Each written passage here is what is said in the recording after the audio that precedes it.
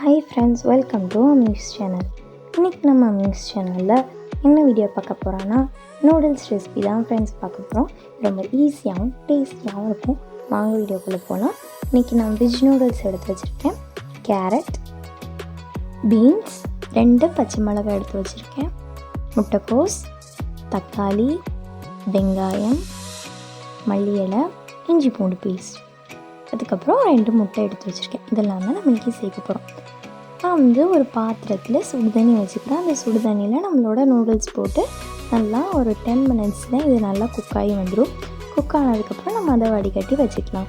இன்னொரு பாத்திரத்தில் எண்ணெய் சேர்த்துட்டு வெங்காயம், தக்காளி, மிளகாய் சேர்த்துக்கிறேன். சேர்த்து நல்லா இதை வணக்கி விட்டுக்கலாம்.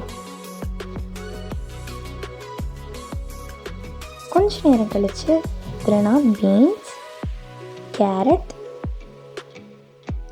முட்டைக்கோஸ் சேர்த்துக்கிறேன். அதுக்கப்புறம் நான் இதில் இஞ்சி பூண்டு பேஸ்ட்டும் சேர்த்துக்கிறேன். சேர்த்துட்டு நல்லா இதை வணக்கி விட்டுக்கலாம். கொஞ்ச நேரத்துக்கு அப்புறம் இது நல்லா குக் ஆயிரும். குக் ஆனதுக்கப்புறம் நான் இப்போ கறி மசாலா சேர்த்துக்கிறேன்.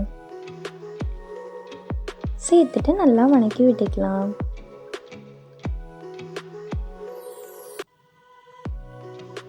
அதுக்கப்புறம் வெஜ் நூடுல்ஸில் மசாலா பாக்கெட் வரும். அந்த மசாலாவையும் நம்ம இதில் சேர்த்துக்கலாம். சேர்த்துட்டு நல்லா இதை மிக்ஸ் பண்ணிக்கலாம். மிக்ஸ் பண்ணதுக்கப்புறம் நான் 2 முட்டையை உடைச்சி இதில் ஊற்றிக்கிறேன். அதுக்கப்புறமும் நல்லா நம்ம இதை வணக்கி விட்டுக்கலாம்.